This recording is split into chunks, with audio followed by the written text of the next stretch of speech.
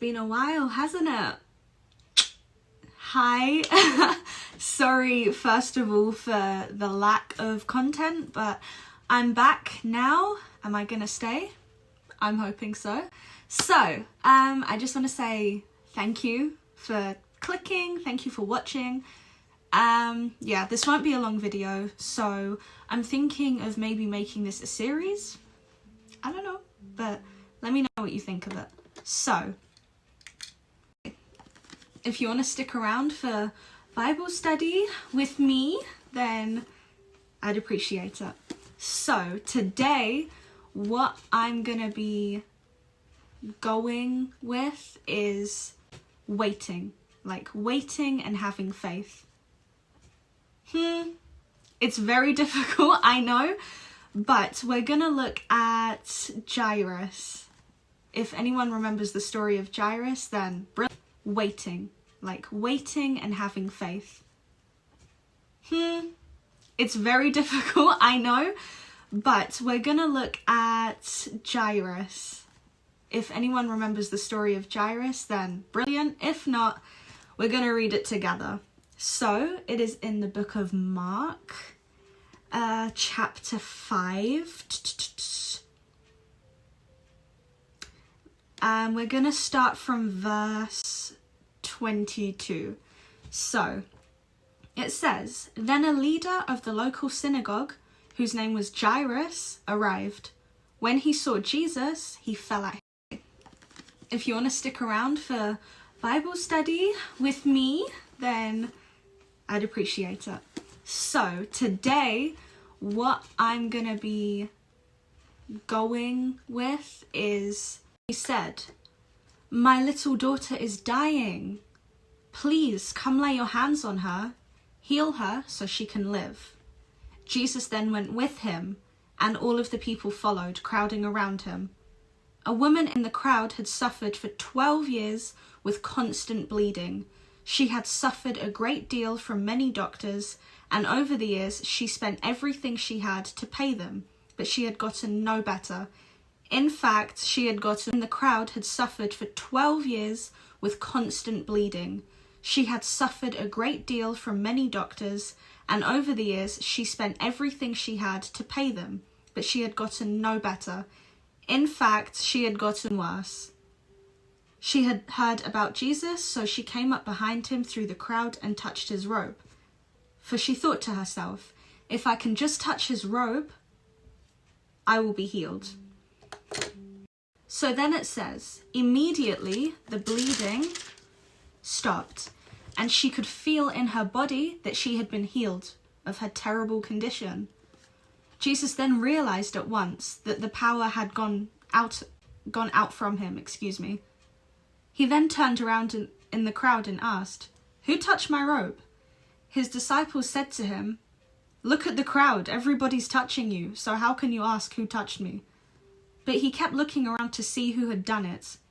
Then the frightened woman, trembling, said she had done it. Jesus then said to her, "Daughter, your faith has made you well. Go in peace, your suffering is over." While he was still speaking to her, messengers arrived from the home of Jairus, the leader of the synagogue. They told him, "Your daughter is dead. There's no use in troubling the teacher now." But Jesus overheard, then said to Jairus, "Don't be afraid, just have faith." Then Jesus stopped the crowds and wouldn't let anyone go with him except Peter, James, and John, the brother of James. When they came to the home of the synagogue leader, Jesus saw how much commotion and weeping and wailing that there was. He went inside and asked, "Why all this commotion? She's not dead, she's asleep." Then laughed at him, but then he made them leave. He then took the little girl's father and the mother and his 3 disciples into the room and said to her, "Little girl, get up." And the little girl, who was 12 years old, immediately stood up and walked around. They were overwhelmed and totally amazed.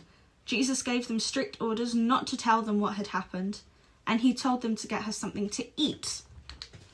The question is, what can we learn from that? Yes, it's an amazing story, but how can we apply it?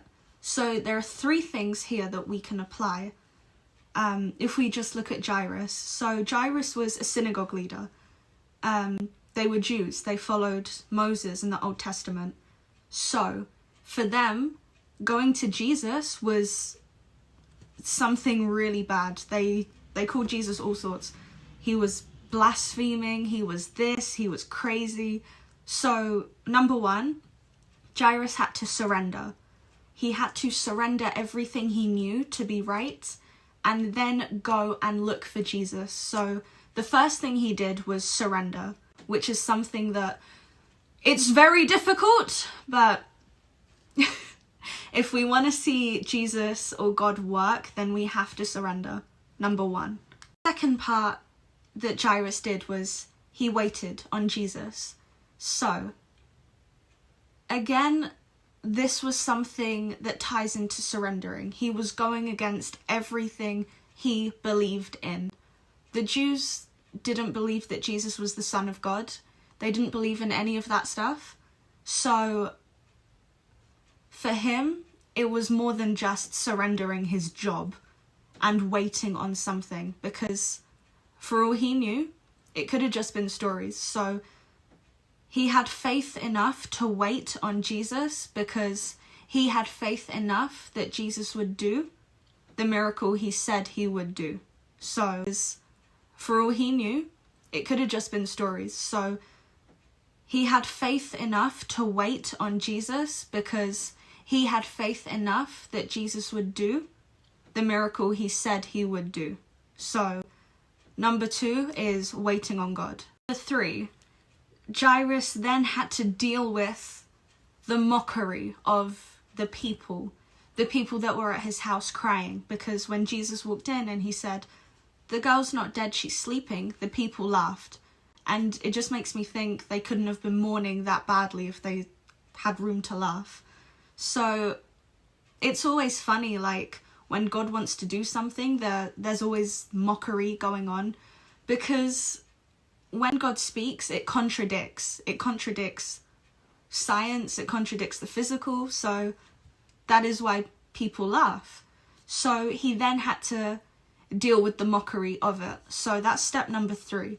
So while he endured all of that, it was only after that the miracle happened. So what can we take from this is the question.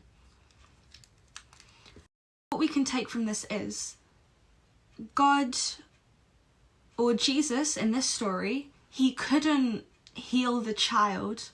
He couldn't fully do what he needed to do if Jairus first didn't surrender, and then if he didn't wait and have faith, and then if he didn't continue to have faith when it seemed impossible.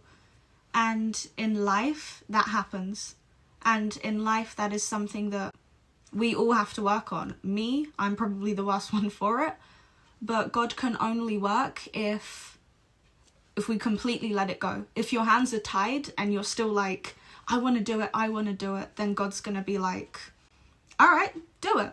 Because God doesn't do things half. He can't half do something. He either does it fully, or if you don't allow him, he won't do it at all.